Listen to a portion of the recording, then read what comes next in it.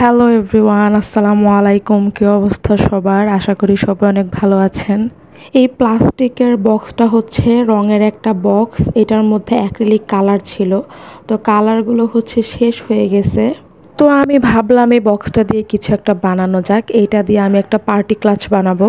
সবার ঈদের শপিং কেমন যাচ্ছে অবশ্যই কমেন্ট করে জানাবেন। তো আমার ঈদের ড্রেসটা হচ্ছে কালো, তো আমি এখন কালো কালারের পার্টি ক্লাচ বানাবো।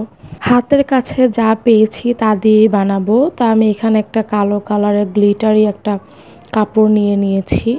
এখানে আমি কিছু কাচের টুকরা নিয়ে নিয়েছি আর পুঁতি দিয়ে বানানো দুটো ফুল নিয়ে নিয়েছি।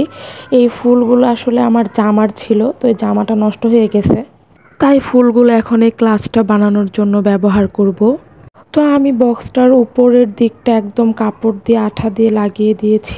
বক্সের নিচের দিকটা কভার করার জন্য আমি গ্লিটার পেপার ব্যবহার করছি।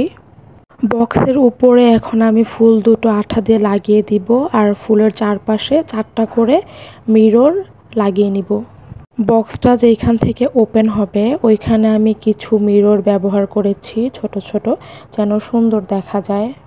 এই তো আমার ক্লাসটা রেডি। কেমন হয়েছে অবশ্যই জানাবেন। খুবই সিম্পল ওয়েতে ক্লাসটা বানিয়েছি। Thank you for watching.